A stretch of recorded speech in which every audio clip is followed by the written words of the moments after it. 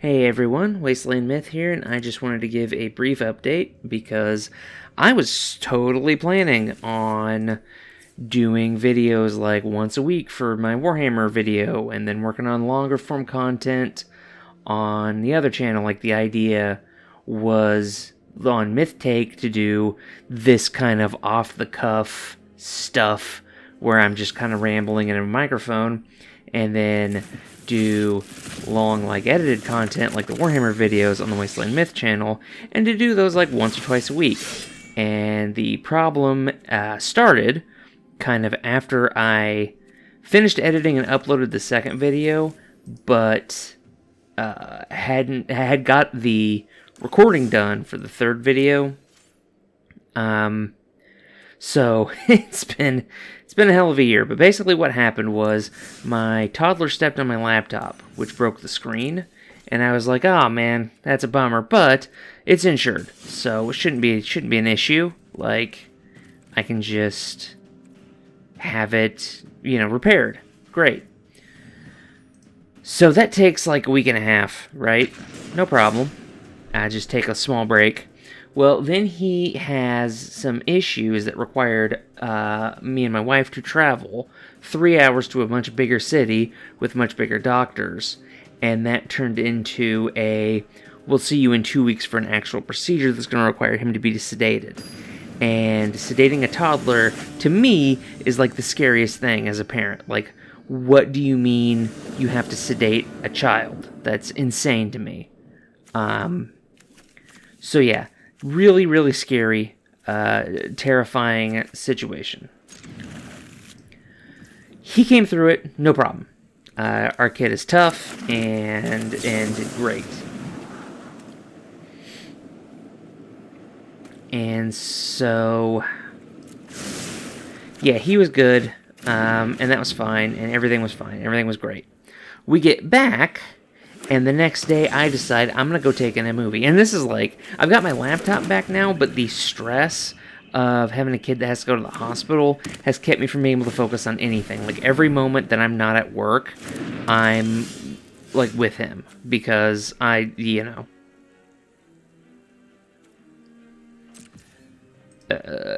just insane stress levels. Anyways, he's fine. And I'm like, okay, cool.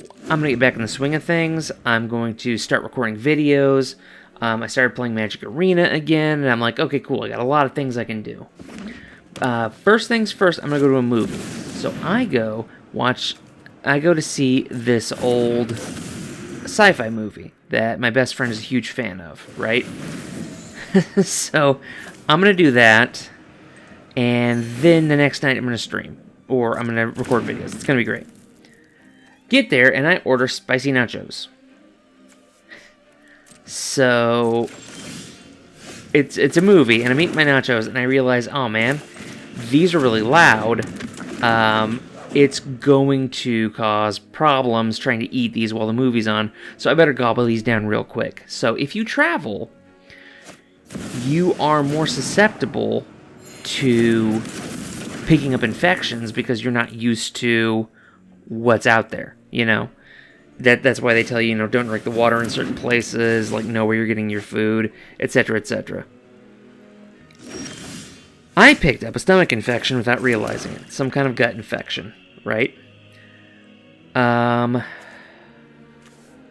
have another island, so I can't do that.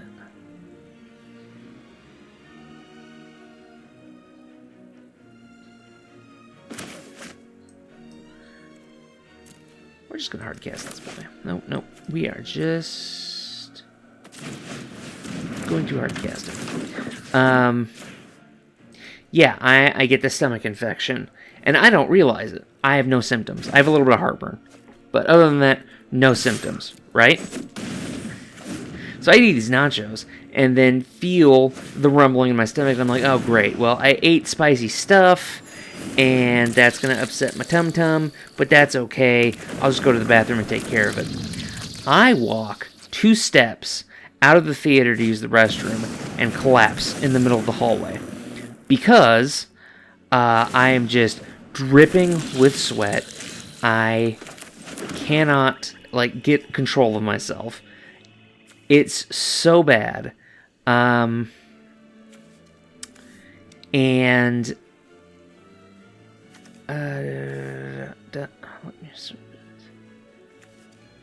yeah, it's so bad, so bad. The pain in my stomach.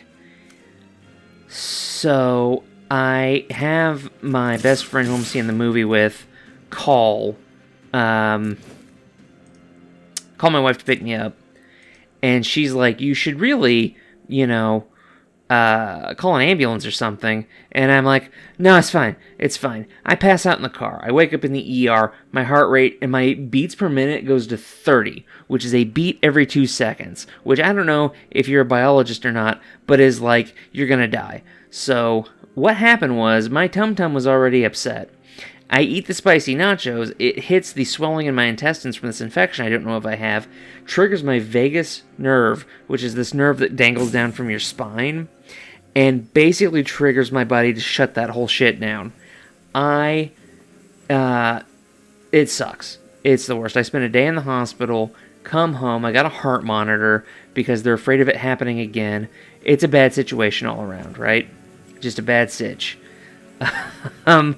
So, yeah, that's why everything was delayed. Laptop broken, kid in medical needs, me hospitalized. What is this guy doing? Why is he not blocking? But, yeah, so that's what happened. That's why I haven't updated, even though I was really giving this whole YouTube thing a try.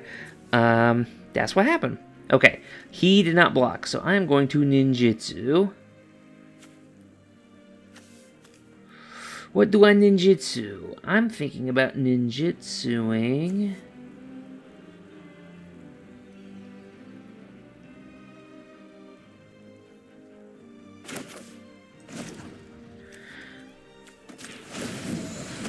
For 3, and we're gonna do that. Submit 1. Get ninjutsu'd, fool! Put one of these cards into your hand. I would like another island, please. So yeah, I've been playing Arena. To switch back to what's going on the screen now that you've heard my sob story about how tough the last couple of days were, I've been playing Arena, and they've got a commander mode called Brawl, and it's really fun. I really like the 100-card Brawl. And, yeah, I'm picking a ninjutsu deck with Satoru Umezawa. He gives every creature card in your hand has ninjutsu 3. So if you attack, and your attacker is unblocked like what just happened there, you can sub out your unblocked attacker for what's in your hand. In this case, a Rottenmouth Viper. I've not been paying attention. I was telling my story. I wasn't paying attention to what my opponent's doing. He's gathering a lot of life and making a lot of tokens, like that 10/10 Gnome Soldier. Holy crap. He just got 3 12/12s, and I haven't been paying attention. Oh, no. He killed my... yeah. We're gonna move my commander to the command zone. Thank you. Okay. Well, that's no good. Reduce combat damage to a player. Exile target creature that player controls. Return target creature. Return target non-land permanent.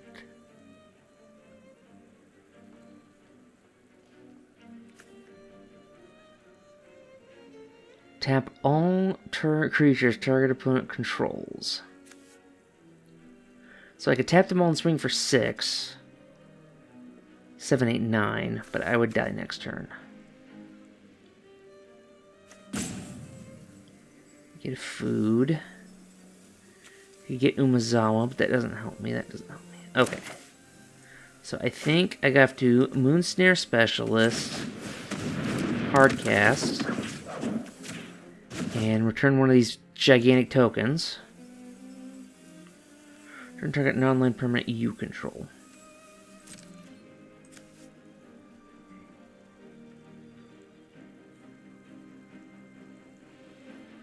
You may sacrifice anyone whenever I'm event enters with dex, play a body count. Then, for each body count, each opponent loses 4 life, or sacrifices a non-land permanent, or discards a card. Okay. So those gnomes have vigilance, means they don't tap to attack, but they don't have... Oh, no. Oh, okay. Whew. Yeah, you can resolve that. I don't care.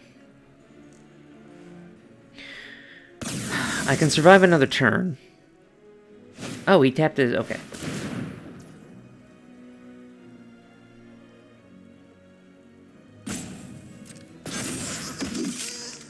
Okay, that's how he's creating his gnomes. I see. I see. I see. Yes, I understand how you're making gnomes. I get it. And then he doubles it. Yeah. Nope, I got it. I got it. It's a good deck. It's a very good deck. Yep. No, I got it.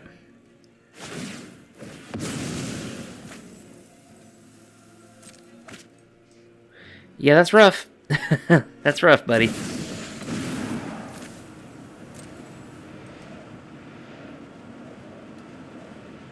So, with the ninjutsu deck, if I don't splash in a gigantic creature and kind of resolve it early, a lot of commander decks do stuff like this, where they just shit out 1 billion tokens, which is what you're seeing here.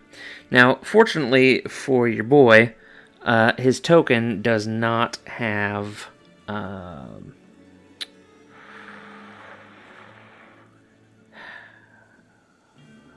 His token doesn't have trample, and I'm going to take the 15, I think.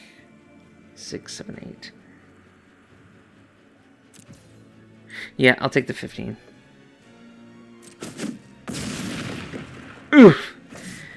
And the reason... Oh, he's got more blockers. I shouldn't have done that. I'm a fool. Okay. That's alright. Okay. Tempest Caller to tap all the creatures he controls.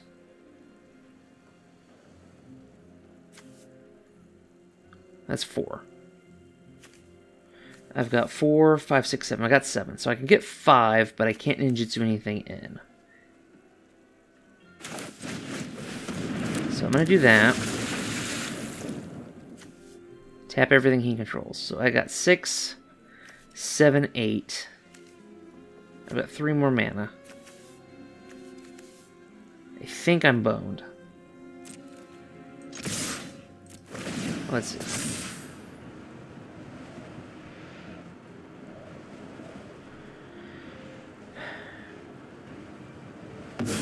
Let's see how this attack resolves, and then see if I'm boned. Bow, bow. Yep, alright. Good game, buddy. This deck, for being black and blue, has remarkably little interaction in it, which I should probably work on, but still.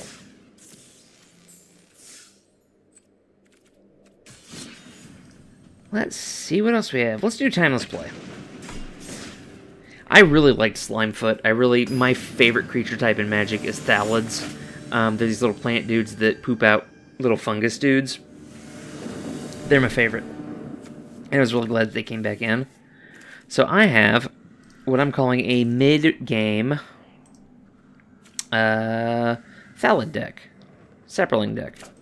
I poop out little Saprolings. And all of my cards poop out Saprolings. And do very cheap things like Spark Harvest, where I can sacrifice a 1/1 token, and for 1 black mana, kill a creature. So, a lot of people play for big giant spells, or big creatures, or whatever. I just try to hold on. As long as you can... Yeah, okay. I just try to hold on until the mid-game. Because I keep doing things... 2, if the spells kick, create 4. He can't attack me yet with that. Creature with power 4 greater, yeah. He can't attack me yet, so there's no point in me wasting this for 2, when I might be able to wait and get 6 later. I don't need Saprolings right now. I'm gonna get Slimefoot next turn, and then poop out some Saprolings. That's my plan.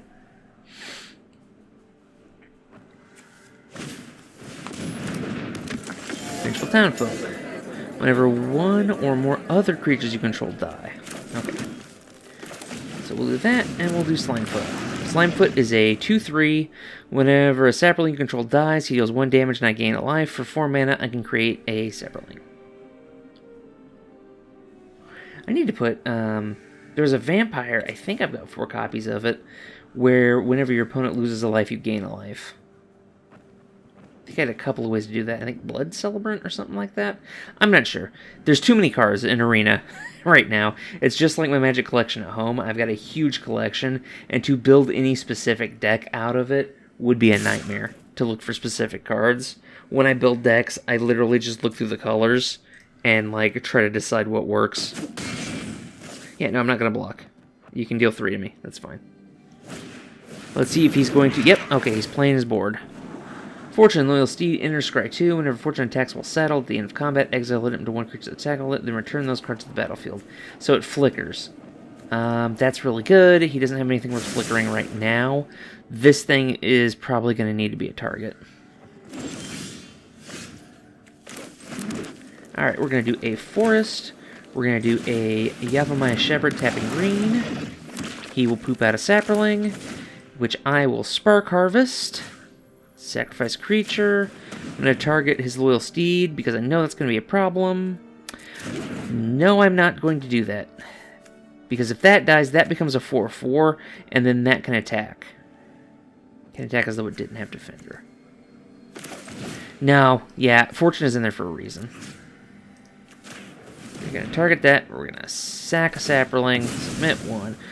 Casting Spark Harvest to destroy that. So it is going to give him some utility. His thing is going to be a 4/4, and his Bristlepack Sentry can attack, so I will be taking 7 damage next turn.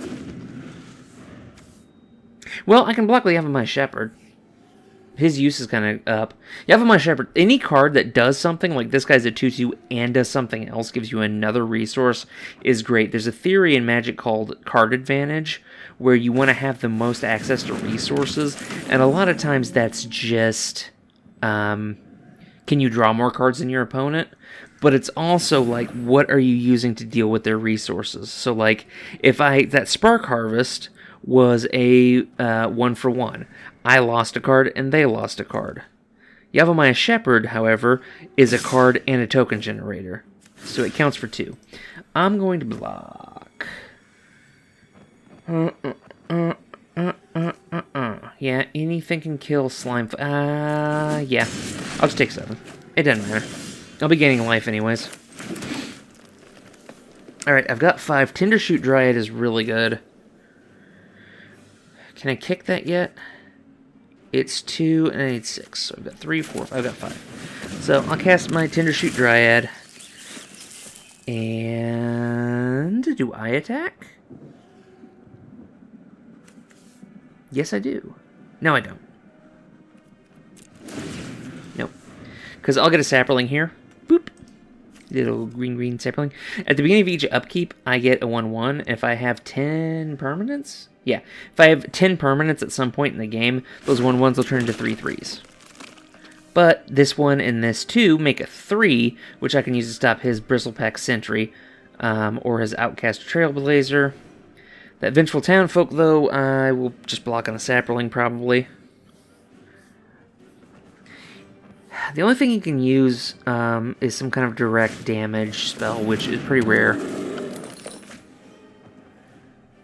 Creatures you control gain trample until end of turn. Okay. So that means his stuff can just trample over mine, which is not good. Is he going to go all out? He might go all out. Yep, okay, he's going all out. Okay, his Outcast Trailblazer.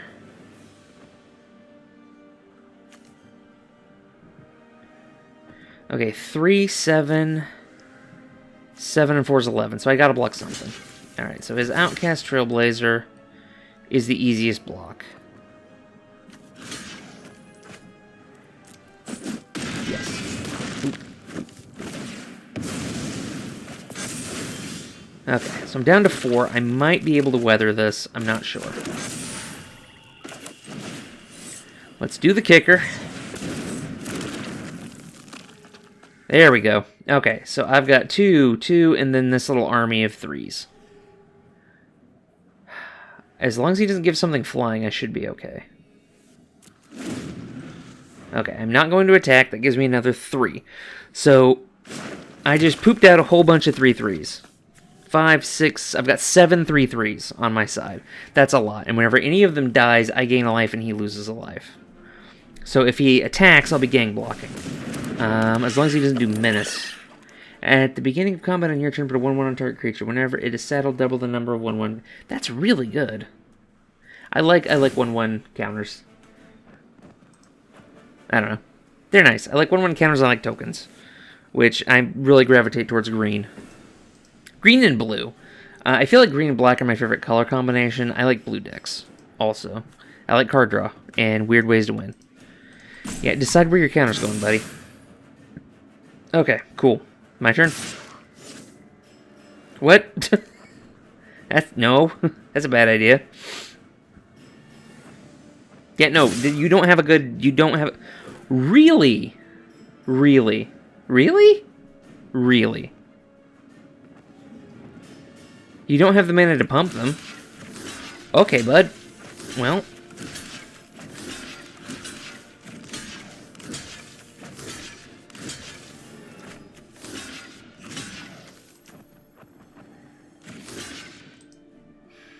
I don't know what you thought you were going to do. Yeah, bud, I'm gang blocking. What are you thinking? Like, you have 1 white mana. I'm not sure what you're going to do to pump everything up, but no, I'm not taking any damage. Okay, I'm taking a little bit of damage, but all the saplings are going to die. Oh, no, yep. That's what I thought, pal. Yeah, you lost your whole army and I gained a whole bunch of life. What do you think was going to happen, man? Sacrifice on the creature if a sapling was sacrificed this way. So this is good, because if a sapling is going to die anyways, I can just devour it and gain some life. Some extra life, I mean. So we're going to swing 3Ds at you. Yeah, I don't know if he was thinking like, oh, I got trample and he'll just block 1 for 1. I've seen rookie players do that, but no, man, gang block. Gang block's the way to go. So, bud, you take a 9. He might have stood a chance. Like, I was going to attack. I probably wouldn't have attacked with everything because I need at least 2 blockers, as you saw. I need like 2 blockers for stuff. So if he didn't attack, we would have been stuck in that position. And with white and green, he could have done some kind of evasion, like Forest Walk maybe. There are some white spells that give flying. He had a chance, you know. Tindershoot Dryad really put the pressure on with me getting a 3/3 on my turn and on his turn. That put some pressure on him. But if he'd have just held his ground, I think he would have stood a chance. You know, I don't know what his deck does. But, yeah, no, as is, he's boned. Like, absolutely boned.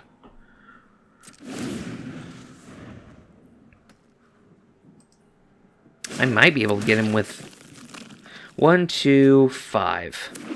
As I was going to say, I'm almost at the point... on my turn, I can get him... It deals 1 damage. Okay. 1 damage. Yeah, I don't know what he's going to do, other than lose. Because I can gain 3, 6, 9 life on my turn. I can gain 9 life right now. Come on, bud. Yeah, now's the time to pull out something, brother, because, throw from the saddle. Target creature gets +1/+1, put a +1/+1 amount. Then it deals damage equal to its power to target creature you don't control. Oh, and he's going for Tindershoot. That's smart. Good, good, good, because these guys all drop down to 1/1s. It's not going to save you. Gains 1/3 and gains flying until end of turn. Okay, so you got a 4/6. You got a 5. Uh-huh. Okay. Is he going to pump it to 7 and going to try to fly over me? He's flying over. I can't block. He does the 2. Does he have a spell? He doesn't have a spell. No spell. Alright. And concedes. Good game, sir. Good game. Yep, that attack cost him. I don't always advise patience and, like, safe plays, but yeah, he needed to play safe there, and just wait for his opportunity. But that's the deal with mid ranges, man. That's the deal with mid range decks. You can't blow your whole hand on them because yeah, once I started going, I just out resourced him. But anyways, to summarize this video, this 25-minute rambling video, laptop got crushed. Kid needed an operation. I got sick. Now, laptop is fixed. Kid's fine. I'm under observation right now, but I'm feeling okay. And you can expect more videos coming and some Magic the Gathering Arena content where I ramble over games like this. Warhammer is still going on. I've got a whole video to edit and then find out what I want to do, like how much effort I can actually put into that and continue to be a parent, husband, and productive member of society.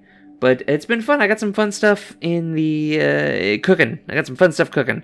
So, thank you so much for sitting through this video. I'll have this up soon. I appreciate you. Have a wonderful night, y'all.